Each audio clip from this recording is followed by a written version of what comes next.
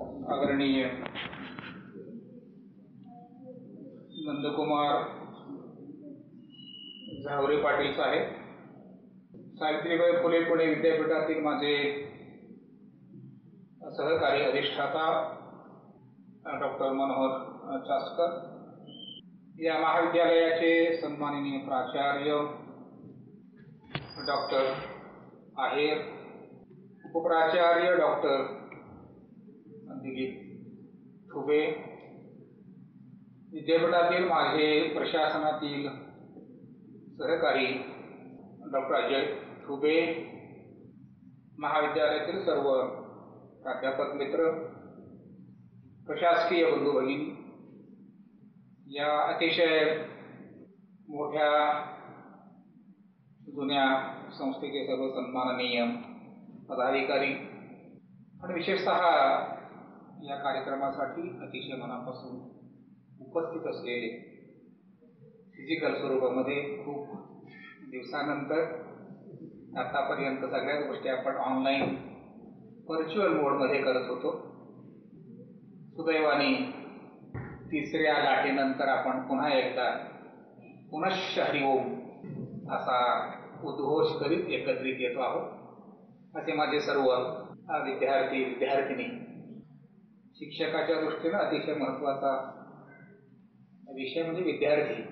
जेव्हा स्टुडंट समोर दिसतात, शिक्षकाला खूप आनंद होतो, खूप खूप समाधान प्राप्त होतं. आई भेटल्यानंतर आनंद होतो, वडील भेटल्यानं आनंद होतो, तसं शिक्षकाला आपले विद्यार्थी भेटले की खूप खूप आनंद होतो. तसाच आनंद मलाही झाला.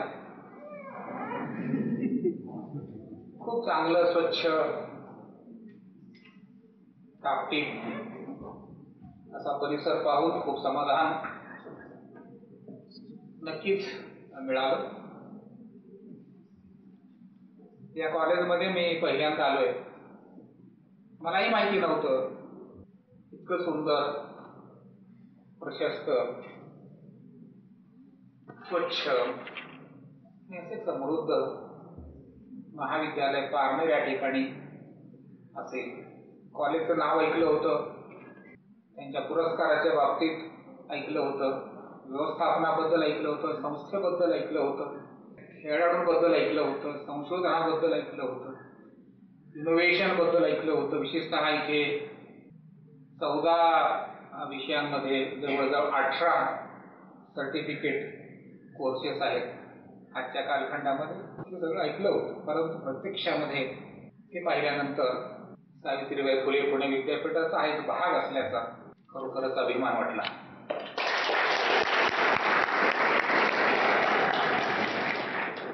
विद्यापीठाचं फार मोठं नाव आहे, नावलौकिक प्रचंड आहे, ज्याला आपण गुडविल म्हणू, क्रेडेन्शियल्स म्हणू. मी तुम्हाला सांगायची गरज नाही, संपूर्ण जगामध्ये अतिशय अभिमानाने या विद्यापीठाचं नाव घेतलं जातं.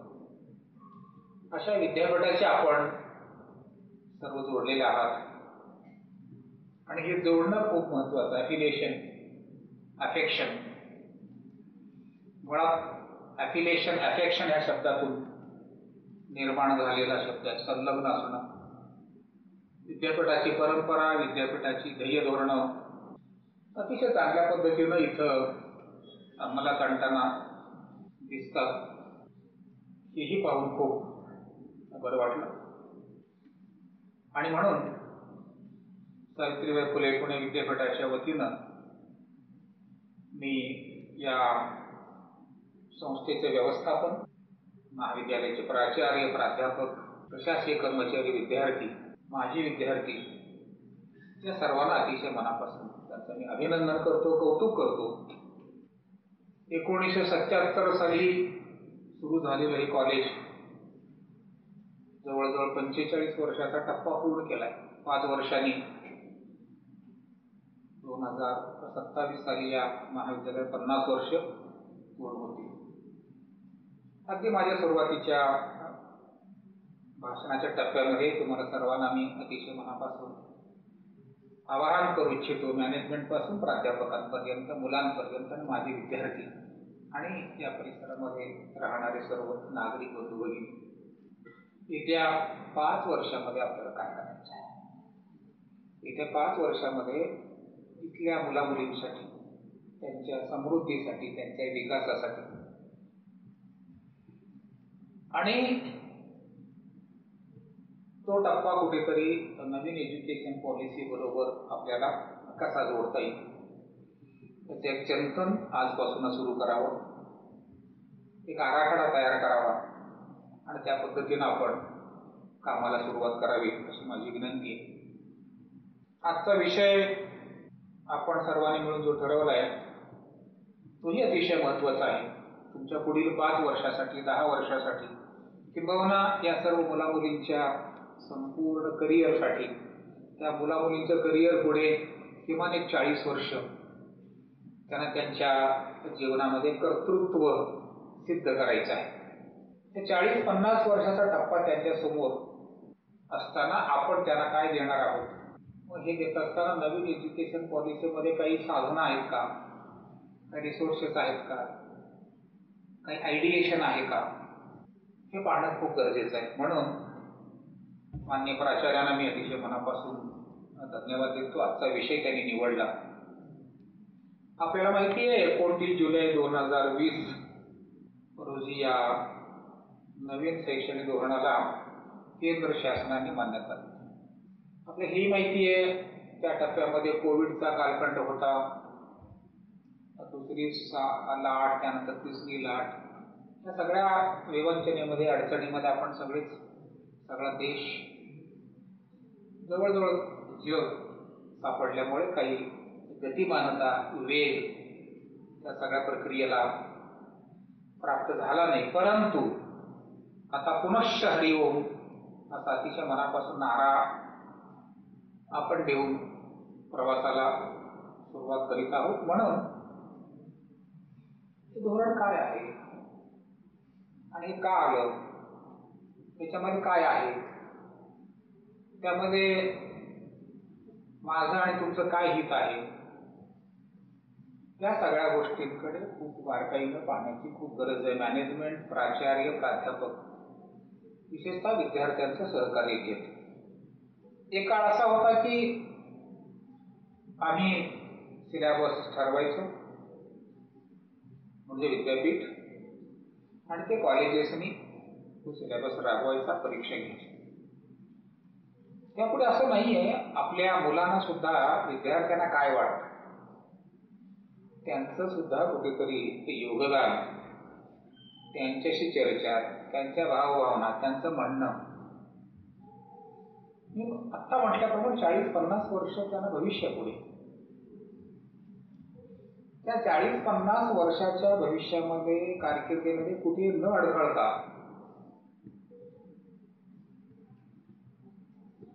त्यांना, ज्याला सीमलेस जर्नी म्हणून, असं करण्यासाठी या धोरणामध्ये काय आहे याचा विचार करण्यासाठी मला वाटतं आता हा वर्कशॉप आहे. आतापर्यंत आपण मानत आलो की उच्च शिक्षणामध्ये, आपण सगळेजण उच्च शिक्षणामध्ये आहोत. तुम्हाला मी आता सांगतो की हे जे धोरण आहे, स्कूल एज्युकेशन आणि हायर एज्युकेशन, या दोन्ही टप्प्यांसाठी आहे. आपण प्राध्यापकांनी विशेषतः संपूर्ण नवीन शैक्षणिक धोरण वाचणं खूप आवश्यक आहे. केवळ हायर एज्युकेशनचा पार्ट वाचून धोरण कळणार नाही. इन टोटो अगदी पहिल्यापासून शेवटपर्यंत पूर्ण धोरण आपण सर्वांनी, प्राध्यापकांनी, विशेषतः मॅनेजमेंटच्या लोकांनी वाचणं खूप आवश्यक आहे. स्कूल एज्युकेशन समजल्याशिवाय शाळेमध्ये ते मूल काय शिकतं आणि कुठपर्यंत शिकतं आणि ते काय हासिल करू शकलं 12वी पर्यंत, हे मला माहिती असलं पाहिजे. नाहीतर मग गॅप राहते, व्यंग निर्माण होतं. म्हणून स्कूल एज्युकेशन आणि हायर एज्युकेशन इन टोटो आपण विचार करायला पाहिजे. प्रत्यक्षात जरी आपण हायर एज्युकेशनमध्ये काम करत असू, आपल्या शाळा आहेत, नशिबाने, सुदैवाने अनेक संस्थांमध्ये दुर्दैवाने शाळा नाही आहेत, फक्त कॉलेजेस आहेत. पण तुमच्या संस्थेमध्ये शाळा पण आहेत. त्या शाळांविषयी आपलं नातं समृद्ध करणं संबंध प्रस्थापित करणं खूप आवश्यक आहे. मी म्हटल्याप्रमाणे शाळेमध्ये काय घडतं, काय शिकवलं जातं आणि काय शिकवलं जात नाही, काय गॅप्स आहेत. मग लँग्वेज असेल, कला असेल, चित्रकला असेल, इतिहास असेल, भूगोल असेल, अर्थशास्त्र असेल, फिजिक्स, केमिस्ट्री, मॅथ्स असेल, काय लेवलनी 12वी पर्यंत ती मुलं घडतात. आणि त्यानंतर मला काय द्यायचं आहे. मॉलमध्ये मी ठरवतोय ह्या वस्तू मला ठेवायच्या. माझा कस्टमर, माझा ग्राहक वर्ग हा आहे. आशा, आकांक्षा, अपेक्षा, त्यांची कॅपॅसिटी, त्यांची स्वप्न, ॲस्पिरेशन आणि खरेदी शक्ती, ह्या सगळ्या गोष्टी लक्षात घेऊन माझ्या मॉलमध्ये काही गोष्टी ठेवतो. तसं हायर एज्युकेशनमध्ये जेव्हा फर्स्ट इयर असेल, सेकंड इयर, थर्ड इयर असेल किंवा पोस्ट ग्रॅज्युएशन, ह्या सगळ्या गोष्टींमध्ये जेव्हा मुलं शिकायला येतात तेव्हा मला माहिती असलं पाहिजे माझ्याकडे, माझ्या समोर बसलेल्या मुलांकडे सध्या काय आहे आणि त्यांचे स्वप्न काय आहे, ॲस्पिरेशन्स काय आहेत, त्यांची लेवल काय आहे. म्हणून स्कूल एज्युकेशन सुद्धा धोरण काय आहे पाहिलं पाहिजे. शाळांमध्ये आपण गेलं पाहिजे, शिक्षकांबरोबर आपण बोललं पाहिजे, तिथल्या मुलांबरोबर आपण बोललं पाहिजे. आजपासून मला वाटतं 12वीच्या परीक्षा सुद्धा आपला संबंध थेट त्यांच्याशी. ते नातं कुठेतरी तुटलंय, ते आपलं नाही असं काहीतरी आपण मानत आहोत. स्कूल एज्युकेशन हे आपलंच आहे. 12वी पर्यंत शिक्षण काय आहे मला नीट समजलं पाहिजे. समजा मी इकॉनॉमिक्सचा प्राध्यापक आहे, माझ्याकडे येणाऱ्या 11वी 12वीच्या मुलांना त्यांनी काय दिलंय, काय हासिल केलं हे मला माहिती पाहिजे. तिथून मला पुढे जायचं. मग ते काही मिळालं का, शहरी आणि ग्रामीण, शिक्षकांचा दर्जा, मग कल्चर, इथॉस, लायब्ररी. आपल्याकडे अतिशय सुंदर ग्रंथालय आहे. सुरुवातीला पाहिलं खूप छान, खूप टापटीपणा, स्वच्छता आहे. पण आपल्याकडे जी येणारी मुलं आहेत ही सगळी मुलं तर तुमच्या संस्थेमधून येत नाही. फर्स्ट इयरला येणारी मुलं वेगळ्या कल्चरमधून, वेगळ्या शाळांमधून येतात. म्हणून कुठेतरी त्या सगळ्या प्रक्रियेशी आपण जोडून घ्यायला पाहिजे स्कूल एज्युकेशनची. Higher education means education beyond school education. मग या नवीन शैक्षणिक धोरणामध्ये मुख्य आधार काय आहे. आतापर्यंत आपण मानत आलो ऍक्सेस, इक्विटी आणि क्वालिटी. ज्याला ज्याला हवंय, जो जे वांछित, जो तत्पर आहे, ज्याला ज्याला हवंय, ज्याची ज्याची कॅपॅसिटी आहे, ज्यांनी ज्यांनी शिकलं पाहिजे, त्या सर्वांच्या पर्यंत शिक्षण पोहोचवणं, ऍक्सेस. पारनेरमध्ये 1977 साली हे कॉलेज सुरू झालं नसतं तर विचार करा, अंगावर शहार येतील. 77ला मी 10वी पास झालो, मॅट्रिक. तेव्हा ऍक्सेस अवेलेबल करून देणं, शिक्षण अवेलेबल करून देणं, ऍक्सेस, हे तत्व अंगीकारलं आपण.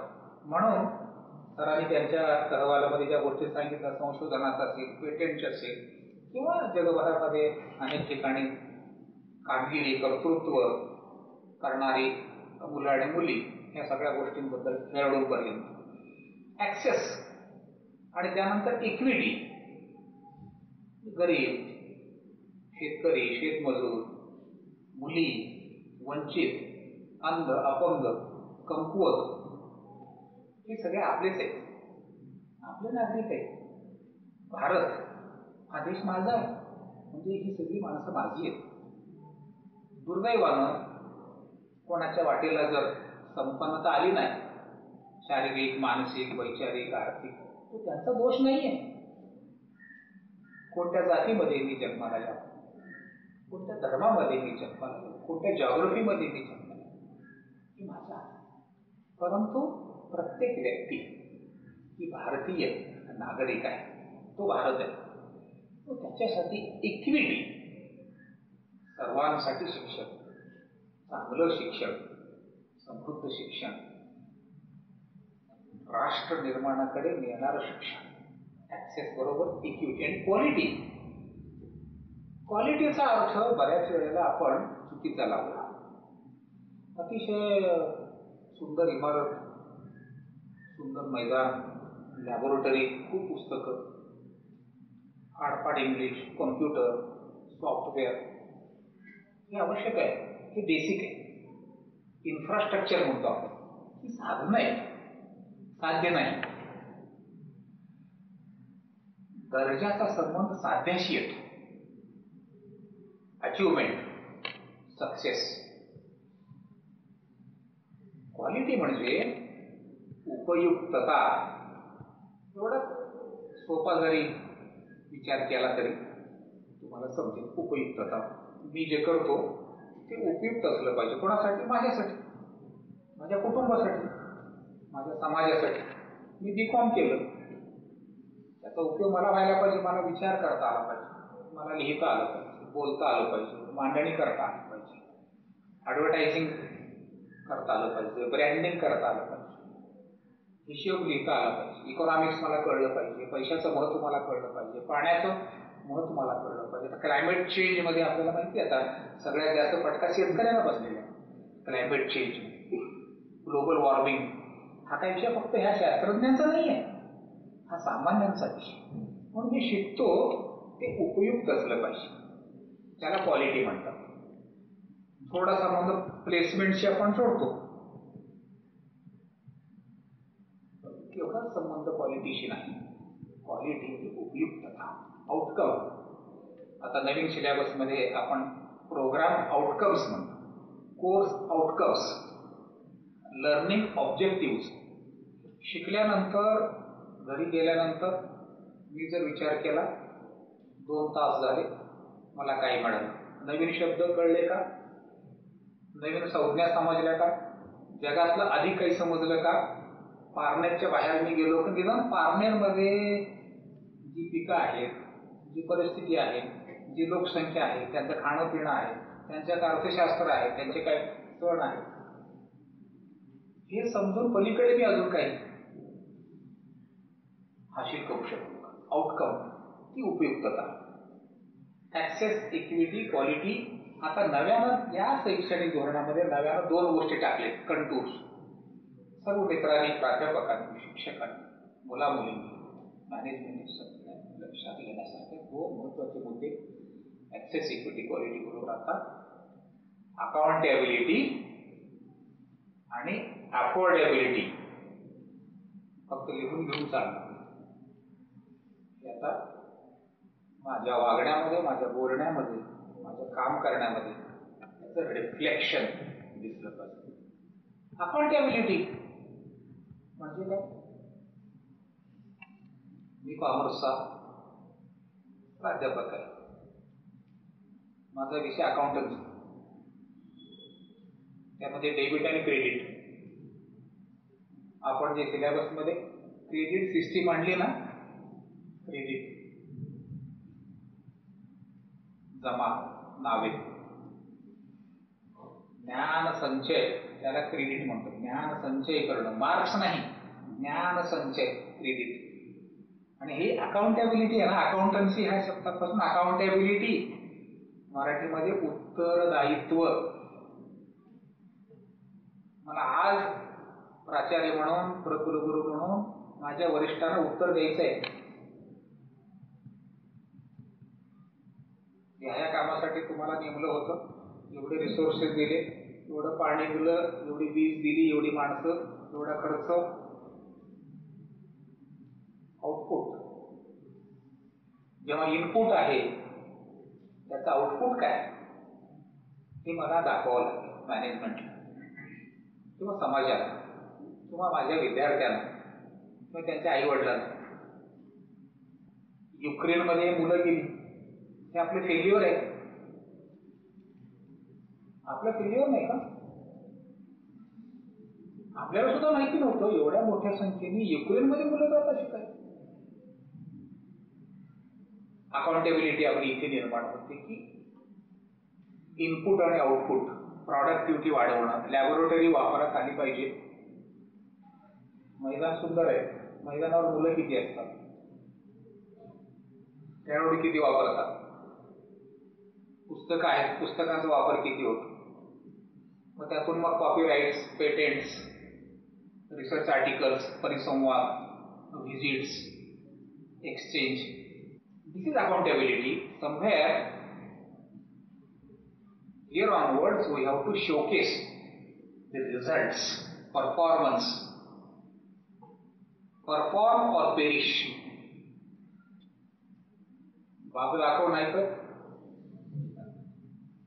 परफॉर्म और पेरिश. गिग इकॉनॉमी आता, गिग इकॉनॉमी, परमनंट नोकऱ्या नाहीत आता. रिक्षावाल्याला पैसे दिले, त्याचं माझं नातं संपलं, तो माझा नोकर नाही. कॅबला पैसे दिले, त्याचं माझं नातं संपुष्टात आलं. हाऊस कीपिंगचं काम करून घेतलं, पैसे दिले, नातं. एम्प्लॉयर एम्प्लॉई अशा प्रकारची रिलेशनशिप कुठेतरी आता हळूहळू हळूहळू आता संपुष्टात येत आहे. मग त्या परिप्रेक्ष्यामध्ये माझी अकाउंटेबिलिटी काय आहे? आपलं ओला उबेर बद्दल आपण वाचतो ना, मेक माय ट्रिप वगैरे. त्यासाठी गव्हर्नन्स, सुशासन, सुशासन नसल्यामुळे एअर इंडियाचं काय झालं पाहिजे. सुशासन नसल्यामुळे इंडिगो एअरलाइन्स म्हणजे सध्या चालू आहे, इंडिगो मोठी एअरलाइन्स आहे. गंगवार आणि राहुल भाटिया यांच्यामध्ये चालू आहे वाद. इव्हन रिलायन्स आणि फ्युचर ग्रुप, किशोर बियाणी आणि रिलायन्स, त्यामध्ये अमेझॉन, वाद चालू आहे. गव्हर्नन्स, ट्रान्सपरन्सी नसणं. या संस्थेमध्ये ट्रान्सपरन्सी आहे. कॉलेज डेव्हलपमेंट कमिटी आहे ना, जायचं नाही विद्यापीठामध्ये, इथे आहे कॉलेज डेव्हलपमेंट कमिटी आहे. तुम्हाला काही बोलायचं असेल, व्यक्त व्हायचं असेल, सांगायचं असेल, सूचना करायच्या असतील, एक समृद्ध व्यासपीठ आहे college development committee. That is accountability. तुम्ही माझ्याकडे आलात, सर मला असं असं वाटतं, मी काय म्हणणार विद्यापीठामध्ये, साहेब तुमच्या कॉलेजमध्ये कॉलेज डेव्हलपमेंट कमिटी आहे, अतिशय महत्वाचं आहे. फक्त टाइम टेबल नाही, फक्त विषय नाही, बजेट आहे. बजेट मंजूर करण्याचे अधिकार कॉलेज डेव्हलपमेंट कमिटीला आहे. Even recruitment, appointment, infrastructure development, तिथे माझं काही योगदान असणार आहे. That is accountability. हे तुम्ही करणार आहात, सीडीसी विद्यापीठ करणार नाही किंवा धावरे पाटील साहेब करणार नाही, ते मला तुम्हाला करायचं आहे. हे खेळाडू, हे कलाकार, विद्यार्थी, वक्ते, विज्ञानामध्ये संशोधन करणारे रिसर्चर, ह्या सगळ्यांमुळे सीडीसीला एक आकार द्यायचा आहे. कॉलेज डेव्हलपमेंट कमिटी, अनेक गोष्टी, टाइम टेबल कमिटी आहे, ऍडमिशन कमिटी आहे, परीक्षा कमिटी आहे, ऍक्टिव्हिटी कमिटी आहे. या सगळ्यामध्ये माझं योगदान, दॅट इज अकाउंटेबिलिटी. प्रमोशनच्या वेळेला एपीआय तपासलं जातं ना, त्यावेळेला मी विचारणार की सगळीकडे एपीआय किती पेपर झाले, पीएचडी नंतर, यूजीसी केअर मध्ये आहे का, आपण पाहतो. दिस इज अकाउंटेबिलिटी. यापुढे सहजासहजी काही मिळणार नाही, मुलांना मिळणार नाही, तुम्हालाही मिळणार नाही, आणि समाजाला सुद्धा मिळणार नाही. अकाउंटेबिलिटी हा एक अत्यंत महत्वाचा मुद्दा, कंटूर त्यामध्ये आलेला आहे. अफोर्डेबिलिटी, त्या मुला मुलींना परवडेल अशा प्रकारचं शिक्षण, म्हणजे फुकट नाही. मराठीमध्ये चांगला शब्द किफायतशीर, cost benefit, no loss no profit. या संस्थेचं कदाचित मला माहिती किती लोकांनी फायनल अकाउंट्स पाहिले असतील. त्यामध्ये प्रॉफिट अँड लॉस अकाउंट नाही आहे, इन्कम अँड एक्सपेंडिचर अकाउंट आहे. फरक लक्षात येतो. प्रॉफिट अँड लॉस अकाउंट नाही आहे फायनल स्टेटमेंट मध्ये, इन्कम अँड एक्सपेंडिचर अकाउंट आहे. म्हणजे त्या प्रॉफिटसाठी संस्थाने हा व्यवसाय नाही. सुप्रीम कोर्टाने पुन्हा पुन्हा पुन्हा पुन्हा सांगितलं, commercialization of education in our country is not allowed. म्हणून इन्कम अँड एक्सपेंडिचर अकाउंट आहे. इन्कम जास्त असेल एक्सपेंडिचर पेक्षा तर त्याला सरप्लस म्हणतात, प्रॉफिट नाही म्हणत. एक्सपेंडिचर जास्ती असेल इन्कम पेक्षा त्याला डेफिसिट म्हणतात संस्थेमध्ये, लॉस नाही म्हणत. समजून घेणं म्हणजे अकाउंटेबिलिटी आणि अफोर्डेबिलिटी आहे. हे केवळ कॉमर्स, इकॉनॉमिक्स, अकाउंट्स शिकवणाऱ्या प्राध्यापकांचं, मुला मुलींचं काम नाही, सगळ्यांचं आहे. म्हणून लिबरल एज्युकेशन. कधीतरी वेळ काढून प्राध्यापकांनी, कर्मचाऱ्यांनी, विद्यार्थ्यांनी हे बघितलं पाहिजे. हे संस्था चालक रिसोर्सेस कसे उभे करतात, डोनेशनच्या माध्यमातून, CSRच्या माध्यमातून, ग्रँटच्या माध्यमातून, प्रोजेक्टच्या माध्यमातून, मग इतकं सगळं उभं राहतं. सोपं नाही हे करणं, हे सोपं नाही. म्हणून ऍक्सेस, इक्विटी, क्वालिटी बरोबर मला तुम्हाला विचारात 2 महत्वाचे मुद्दे घ्यायचे आहेत, अकाउंटेबिलिटी आणि अफोर्डेबिलिटी. एखाद्या मुलीला फी भरायला पैसे नाहीत, नेहमीच का प्राचार्य आणि प्राध्यापक खिशातून देऊ शकत नाही. परंतु आपण माझी विद्यार्थ्यांना आवाहन करू शकतो, समृद्ध शेतकऱ्याला आवाहन करू शकतो, माझ्या मुलीला परीक्षा फॉर्म भरायला पैसे नाहीत, मला 500 रुपये द्या. म्हणजे थोडक्यात तो शब्द वापरू नये, माझ्या मुलींसाठी मला भीक मागण्याची सुद्धा माझी भूमिका सांगणार. थोडं धाडस पाहिजे, करेज. मी माझ्यासाठी मागत नाही, हे माझ्या मुलीला परीक्षा फॉर्म भरायला पैसे नाही, तुम्ही 500. कोणी नाही म्हणणार नाही, पण तुमच्यावर विश्वास आहे. प्राचार्य, प्राध्यापक आपल्या देशामध्ये त्यांना खूप सन्मान आहे. हायर एज्युकेशन मग त्याला अफोर्डेबल म्हणतात. फुकटात आणि स्वस्तात यापुढे आता काही मिळणार नाही, कारण ग्लोबलाइज्ड आपण झालेलो, सर्व अर्थव्यवस्थांशी आपण जोडले गेलेलो आहोत. फुकट काही मिळणार नाही, स्वस्तात काही मिळणार नाही. कारण चांगलं असेल, उपयुक्त असेल तर त्यासाठी तुम्हाला पैसे द्यावे लागतील. मग कुणीतरी देईल. दानशूर लोक खूप आहेत, खूप श्रीमंत लोक आहेत, म्हणून ह्या संस्था उभा राहिलेल्या आहेत. CSR अनेक कंपन्या, आता विद्यापीठामध्ये सुद्धा कोट्यावधी CSR आम्ही आणतो, UGC कडनं, DST किंवा इंडस्ट्रीमधून सुद्धा. परसिस्टंट असेल, बाबा कल्याणी असतील, मागितले पैसे देतात. फक्त त्यांना प्रोजेक्ट कशासाठी आणि तिथे काय करणारे कोण आहे आणि त्याचे फायदे काय मुलांसाठी ते चांगल्या पद्धतीनं आपल्याला सांगता आलं पाहिजे. CSR मधून यापुढील कालखंडामध्ये मुलामुलींच्या फीसाठी, गरीब मुलामुलींच्या फीसाठी आपण प्रयत्न करायला पाहिजे. That is accountability and affordability. आता नवीन शैक्षणिक धोरणाचा उद्देश काय सांगितलं सुरुवातीला, अस्तर सांगून लिबरल एज्युकेशन. म्हणजे थोडक्यात सर्वगुण संपन्न असा शब्द मी वापरणार नाही. म्हणजे थोडंसं मला लँग्वेज बद्दल पाहिजे, जॉग्रफी बद्दल पाहिजे, इकॉनॉमिक्स पाहिजे, विज्ञानात काय चाललं ते पाहिजे, किंवा आरोग्यशास्त्र आहे, बॉटनीमध्ये काय चाललंय, थोडं थोडं थोडं मला किमान माझा विषय शिकत असताना, मेजर शिकत असताना, मायनर सुद्धा. सर्वगुण संपन्न तसा अवघड आहे, पण बहुगुण संपन्न होणं शक्य आहे. हे शक्य आहे. बहुगुण संपन्न होण्यासाठी हे शैक्षणिक धोरण आहे. 40-50 वर्ष टिकायचं आहे, सर्व्हायव्हल ऑफ द फिटेस्ट. मग फिट राहण्यासाठी mentally, physically, intellectually, knowledge wise, innovation wise, creativity wise आपल्याला बहुगुण संपन्न होता आलं पाहिजे. उत्तम बोलता आलं पाहिजे, लिहिता आलं पाहिजे, अक्षर चांगलं पाहिजे, चांगली रांगोळी सुद्धा काढणं सुद्धा अतिशय चांगले पैसे मिळतात. मेहंदी काढायला सुद्धा चांगले पैसे मिळतात. तिथल्या महिला सांगू शकतील. लग्न समारंभाच्या वेळेला मेहंदी काढणाऱ्यांना किती डिमांड आहे, रांगोळी काढणाऱ्यांना किती महत्व. पण वेशभूषा, केशभूषा ह्या खूप पॅशन महत्वाचं आहे, नॉलेज महत्वाचं आहे. आणि नवीन नवीन शिकण्याची इच्छा असणं. केवळ BCom झालो, BA झालो, BSc झालो, पण जग मला माहिती नाही, व्यवहार मला माहिती नाही, मग आपण बहुगुण संपन्न होणं अशक्य आहे. आणि गिग इकॉनॉमीमध्ये ज्या ठिकाणी तात्पुरतं रिलेशन आहे, कॉन्ट्रॅक्च्युअल रिलेशनशिप आहे, त्या ठिकाणी आपण टिकणं खूप अवघड आहे.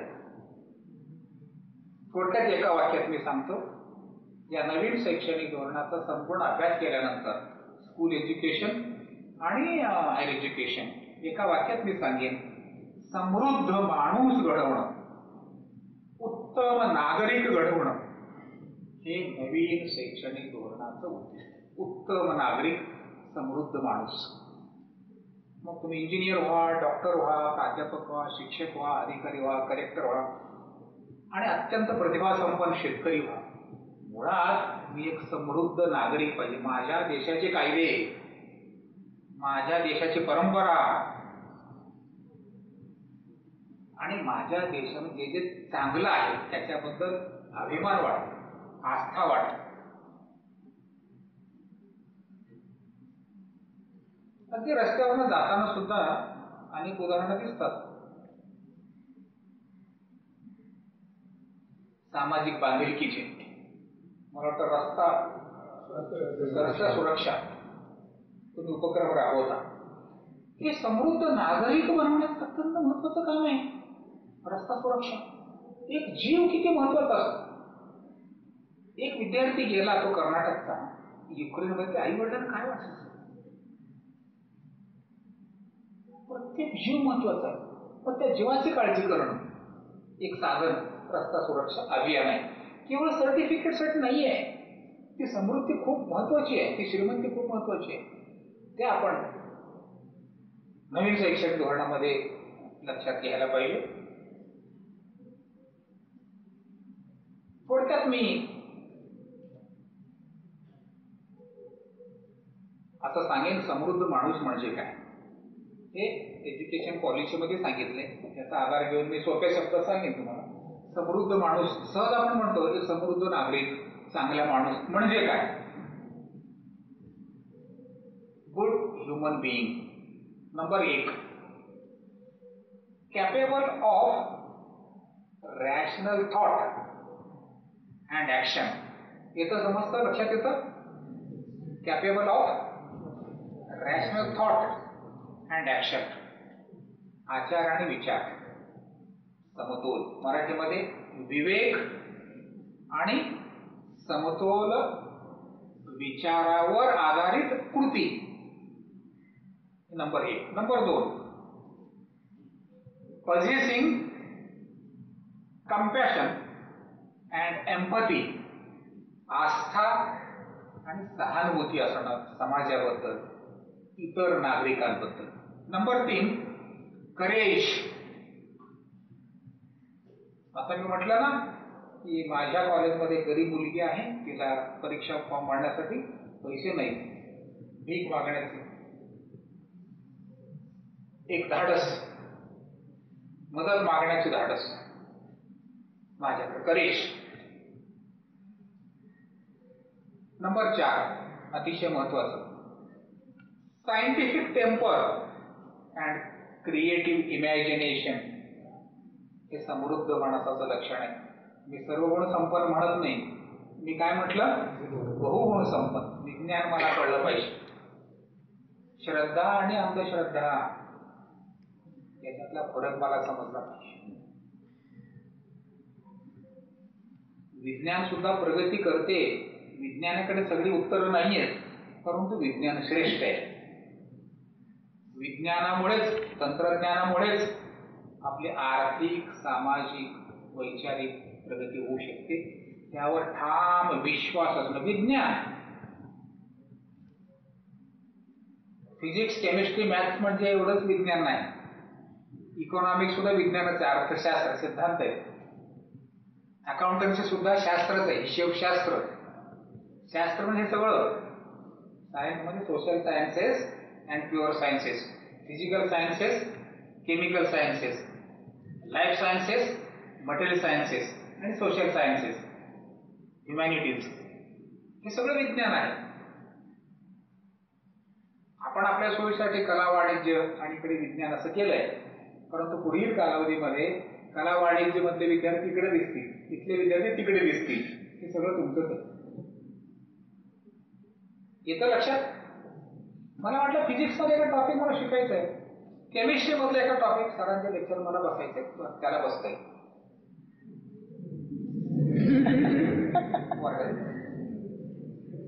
क्रेडिट्स, ज्ञान संचय, मधमाशाप्रमाणे मुक्त.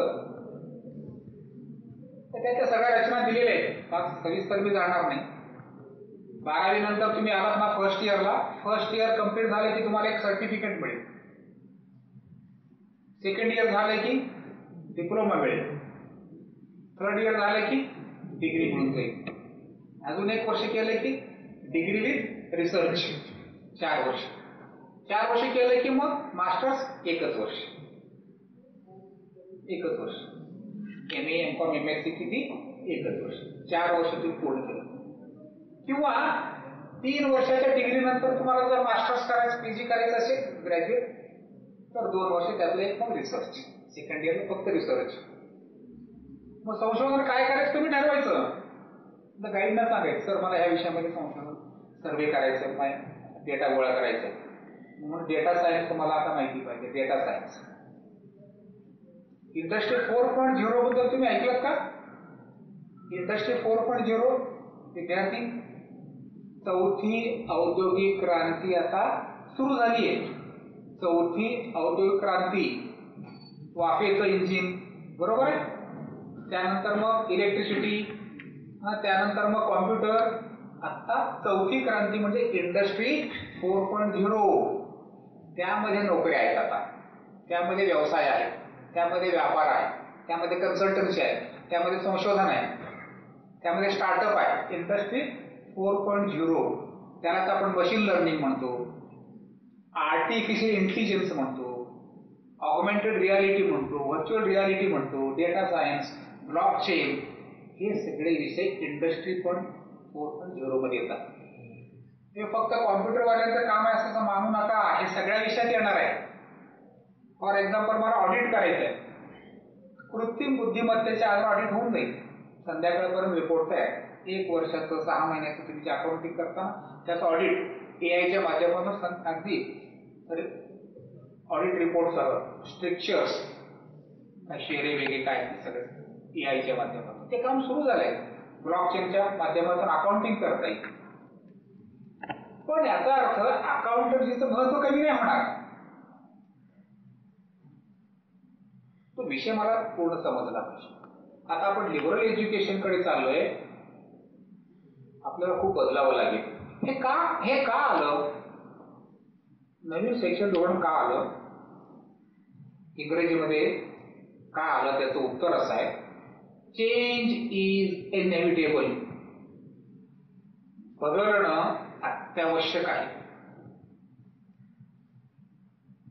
बदलल्याशिवाय पर्याय नाही, म्हणून हे शैक्षणिक धोरण हे लक्षात. मार्केटिंग शिकवणारा कॉस्टिंग शिकवत नाही, मग कसं होणार?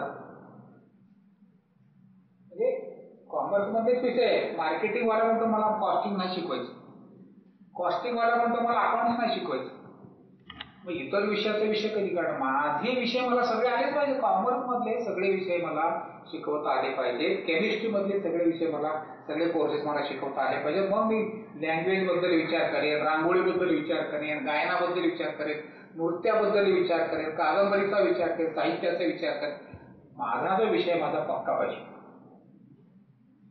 कॉमर्सच्या प्राध्यापकांना इकॉनॉमिक्स समजलं पाहिजे, बँकिंग समजलं पाहिजे. मला वाटतं तुमच्याकडे कॉमर्समध्ये 2 कोर्सेस आहेत. एक इकॉनॉमिक्स मध्ये मला वाटतं बँकिंग लिटरसी कोर्स आहे इकॉनॉमिक्स, आणि कॉमर्समध्ये अकाउंटिंग कोर्सेस आहेत, बरोबर आहे. त्याच्याही पलीकडे आपल्याला जाता मग लिबरल एज्युकेशनचा कधीतरी विचार करता येईल. फार मोठी आघाडी आपल्याला घ्यावं लागणार आहे त्या नवीन एज्युकेशन पॉलिसीच्या निमित्तानं. मी तुम्हाला गुड ह्युमन बिईंग बद्दल सांगत असताना कोणकोणत्या गोष्टी सांगितल्या? विवेक आणि समतोल विचारावर आधारित कृती, करुणा आणि सहानुभूती, धाडस चिकाटी, वैज्ञानिक मनोभाव, आणि 5वं आणि अतिशय महत्वाचं व्हॅल्यूज. काय व्हॅल्यूज म्हणजे काय, कोण सांगू शकेल? केवळ चॅरिटी नाही. व्हॅल्यूज म्हणजे मला देशाबद्दल माहिती पाहिजे, मला स्वातंत्र्य चळवळीचा इतिहास मला माहिती पाहिजे, मला स्वातंत्र्य कसे मिळालं, ती संस्था कशी उभी राहिली, त्या संस्थेचे सर्वेसर्वा कोण आहे,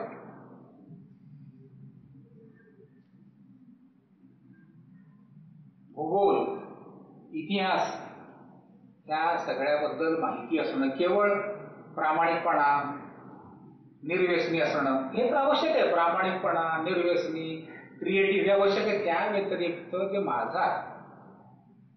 माझ्या सराउंडिंग बद्दल, माझ्या भूगोलाबद्दल, माझ्या इतिहासाबद्दल, माझ्या देशाबद्दल संपूर्ण माहिती असणं. कारण तुम्ही जेव्हा बाहेर जाल परदेशात, महात्मा गांधींचा देश म्हणून ओळखलं जातं. महात्मा गांधी यांचं कर्तृत्व तुम्हाला माहिती पाहिजे. अब्दुल कलामांचं कर्तृत्व तुम्हाला माहिती पाहिजे. बाहेरच्या माहिती असतं, त्यांना सगळं माहिती असतं, पण मला माहिती नाही. त्याला म्हणतात चारित्र्य संपन्न असणं. या 5 गोष्टी असणं म्हणजे उत्तम नागरिक.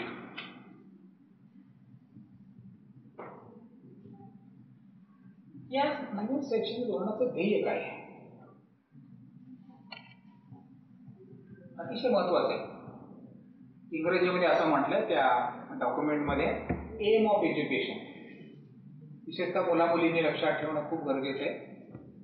M of education. आपण इथं बसलं BA BCom BSc साठी नाहीये, केवळ डिग्रीसाठी केवळ नाही, हे आहेच. Aim of education, producing engaged, productive and contributing citizens for building an equitable, inclusive and plural society as envisaged by our constitution. मराठीमध्ये असं सांगतो, भारतीय राज्यघटनेमध्ये काय महत्वाचं आहे? भारतीय राज्यघटना. एवढं आपण महत्व भगवद्गीतेला देतो, रामायण महाभारत आपले महान ग्रंथ, एवढंच महत्व किंबहुना त्यापेक्षा जास्ती महत्व मला कशाला द्यायचंय? भारतीय राज्यघटना डॉक्टर बाबासाहेब आंबेडकरांनी अत्यंत समृद्धपणे, अत्यंत मनापासून या देशाला दिलेली देणगी आहे. फार मोठं ऋण आहे डॉक्टर आंबेडकरांचं या देशावर. फार मोठं ऋण आहे.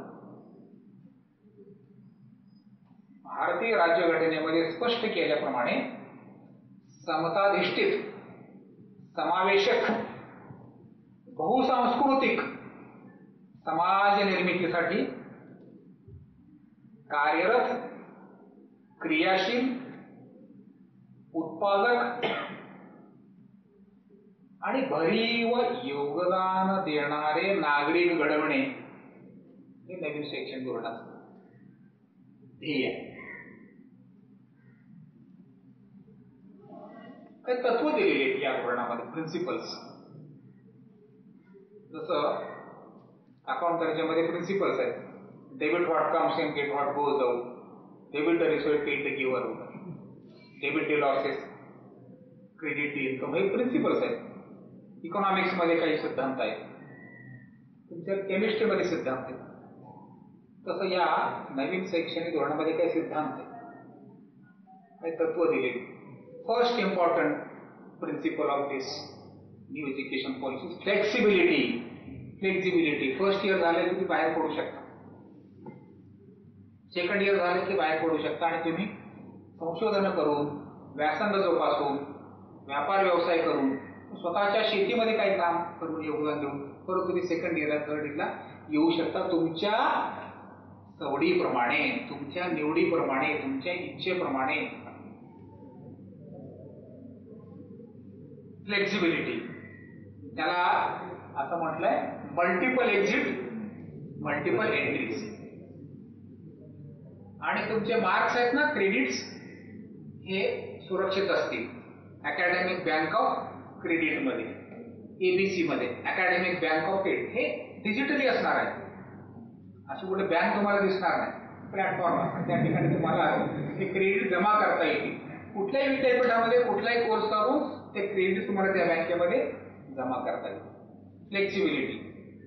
Then number 2, no hard separation, major आणि मायनर. आतापर्यंत BSc, BA, BCom hard separation असायचं. BA करणारा मुलगा BCom कडे, BCom करणारा मुलगा BSc कडे. काही क्रेडिट्स ज्ञान संचयासाठी तो मुसाफिरी करू शकतो, प्रवास करू शकतो. No hard separation. Multidisciplinary education, आता मी सांगितल्याप्रमाणे बहुगुण संपन्न होण्यासाठी, स्किल डेव्हलपमेंटसाठी, लँग्वेज पासून अगदी तंत्रज्ञानापर्यंत मला जे जे शिकायचं आहे, ज्याच्यामध्ये मला गती आहे, प्रगती आहे, पॅशन आहे, त्या सगळ्या गोष्टी मी करू शकतो. Number 5, creativity and critical thinking. शिक्षणाचा मुख्य उद्देश हाच आहे, विचार करता आला पाहिजे ना. विचार करणं हा महत्वाचा मुद्दा आहे. विचारच करता आला नाही आणि चिकित्सक विचार हा पुढचा टप्पा आहे. सत्य असत्य, चांगलं वाईट, नीर क्षीर विवेक बुद्धी. माझ्यासाठी, माझ्या देशासाठी, माझ्या कुटुंबासाठी काय चांगलं आणि काय वाईट.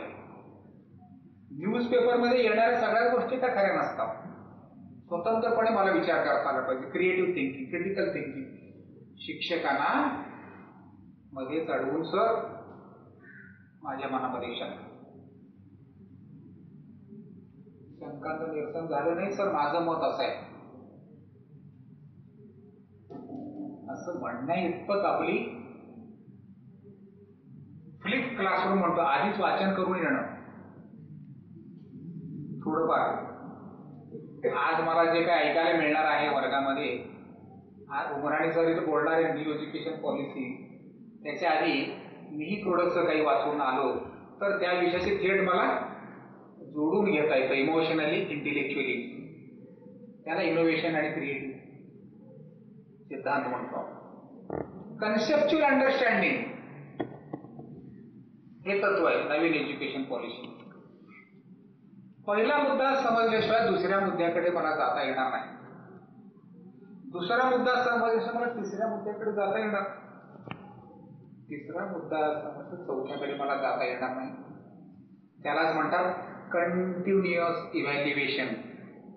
2 प्रकारचे इव्हॅल्युएशन असतात. परीक्षा हा शब्द जरा मागे पडणार आहे, यापुढे इव्हॅल्युएशन मूल्यमापन. नॅक परीक्षा नाहीये, नॅक असेसमेंट आहे. नॅक हे मूल्यमापन आहे. याचं लक्षात. 2 प्रकारचं मूल्यमापन, एक समेटिव्ह आणि दुसरं फॉर्मेटिव्ह. शिकत असताना त्या प्रक्रियेमध्येच मला किती समजलं किंवा त्याला किती समजलं हे पाहून काय गॅप असेल तर त्याला त्या बिंदूपर्यंत नेण्यासाठी प्रयत्न करणं समेटिव्ह इव्हॅल्युएशन. त्याला अधिक महत्व आहे. 6 महिने वार्षिक परीक्षा नाही, आठवड्याला परीक्षा आणि आनंदाने परीक्षा द्यायची. ऑनलाईन ऑफलाईनचा वाद चालू आहे. ऑनलाईन पाहिजे, ऑफलाईन नको, पण शेवटी परीक्षा नाही, ही लर्निंग आहे. परीक्षा is a part of learning, it is evaluation. Summative सातत्यपूर्ण मूल्यमापन आणि त्यामध्ये कमतरता असेल तर त्रुटी असतील, डेफिसिट असेल तर डेफिसिट ची भरपाई करण्याची जबाबदारी दोघांची असणार आहे, शिक्षक आणि विद्यार्थी दोघांची. त्यानंतर एथिक्स अँड ह्युमन व्हॅल्यूज, याच्यावर मी बोललोय. Life skills. लाईफ स्किल्स जीवन जगण्यासाठी काही कौशल्य लागतात. एका ठिकाणी 1 तास नीट शांतपणे बसता आलं पाहिजे. 1 तास 60 मिनिटं एखादं व्याख्यान ऐकण्यासाठी बसण्याची माझी तयारी पाहिजे. लाईफ स्किल, बरोबर. स्विमिंग आहे, रीडिंग आहे किंवा आस्वाद घेणं, चित्रपट सुद्धा पाहता आलं पाहिजे. आपण काय करतो, लिहायला शिकवतो, वाचायला शिकवतो, पण पाहायला शिकवत नाही. मी रांगोळीचा पुन्हा पुन्हा उल्लेख करतो. आपलं जीवन म्हणजे रांगोळी. आई वडिलांनी खूप छानपणे ते आखीव रेखीव अशी आपल्यासाठी ती निर्माण केली. अनेक रंग आहेत आणि खूप मुक्तपणे मनापासून आपण आपलं जीवन आपल्या आई वडिलांनी शिक्षकांनी घडवले. पण त्या कृतीकडे आपल्याला अत्यंत चाणाक्षपणे आस्वादक दृष्टीने बघता आलं पाहिजे. एस्थेटिक व्हॅल्यूज, सौंदर्यशास्त्र, समुद्राकडे कसं बघावं, सिनेमाकडे कसं बघावं, नाटक कसं बघावं, डान्स कसा बघावा, गाणं कसं ऐकावं, कादंबरी कशी वाचावी, ह्याला खूप महत्व आहे. याचे कोर्सेस आहेत. How to watch the cinema, life skill, हे लिबरल एज्युकेशन मध्ये. आता ती ज्या खुर्चीवर आपण बसलेला आहात ना, ती खुर्ची कम्फर्टेबल आहे ना, का नाही? आहे ना. किमान तुमचा विचार केलाय ना, त्याला आस्था म्हणतात. डिझाईन थिंकिंग, त्याला डिझाईन थिंकिंग म्हणतात. डिझाईन म्हणजे ज्यांच्यासाठी आपण वस्तू बनवतो, ज्यांच्यासाठी सर्व्हिस आपण निर्माण करतो, त्यांचा विचार करणं. मग एसटी मधली खुर्ची असेल किंवा केबिन मधली खुर्ची असेल किंवा ही खुर्ची असेल, त्याला एक परिमाण आहे, त्याला एक मोजमाप आहे. मटेरियल, डिझाईन आणि त्यामध्ये सौंदर्य आहे, कलर पर्यंत. हे लाईफ स्किल्स आहेत. हे लाईफ स्किल्स जे जे व्यापारामध्ये, व्यवसायामध्ये, उद्योगामध्ये, शेती कारणामध्ये, शिक्षण कारणामध्ये, प्रशासनामध्ये पुढे गेलेले आहेत, त्यांच्याकडे काही लाईफ स्किल्स असतात. अगदी रतन टाटापर्यंत. एअर इंडिया विकत घ्यावी असं वाटणं सुद्धा हे लाईफ स्किल आहे. ही माझी कंपनी आहे, माझी एअरलाइन्स आहे, नॅशनल फ्लॅग कॅरियर आहे, नॅशनल प्राईड आहे आणि तिची अवस्था बेकार आहे आणि त्यासाठी काहीतरी केलं पाहिजे. That is life skill. शेवटचा महत्वाचा मुद्दा सांगतो आणि थांबतो. या नवीन शैक्षणिक धोरणामध्ये एक अत्यंत महत्वाचं बळकट व्हिजन मांडलं गेलंय. ते व्हिजन असं आहे, मी वाचून दाखवतो. Building a global best education system rooted in Indian Ethos. प्रत्येक शब्द महत्वाचा आहे. Building a global best education system rooted in Indian ethos and aligned with the principles enunciated in the policy, thereby transforming India into a global knowledge superpower. अतिशय सुंदर असं vision या नवीन शैक्षणिक धोरणाचं, आणि यासाठी आपल्या कटिबद्ध राहायचं. मराठीमध्ये मी असं सांगेन, भारतीय सांस्कृतिक मूल्यांवर आधारित व नवीन शैक्षणिक धोरणामध्ये विचार केलेल्या आधुनिक तत्व प्रणालीशी सुसंगत जागतिक दर्जाची शिक्षण व्यवस्था निर्माण करणं व त्या योगे भारताला जागतिक ज्ञान महासत्ता बनवणं हे शक्य आहे. एकेकाळी आपण ज्ञान महासत्ता होतो. तक्षशिला, नालंदा, 14 विद्या 64 कला, याकडे पुन्हा एकदा आपल्याला प्रवास करायचा आहे. आणि या प्रवासामध्ये सर्वात महत्वाचे घटक म्हणजे शिक्षक आणि विद्यार्थी हे आहेत. शिक्षक आणि विद्यार्थी या दोन महत्वाच्या घटकांना मी अतिशय मनापासून शुभेच्छा देतो. धन्यवाद.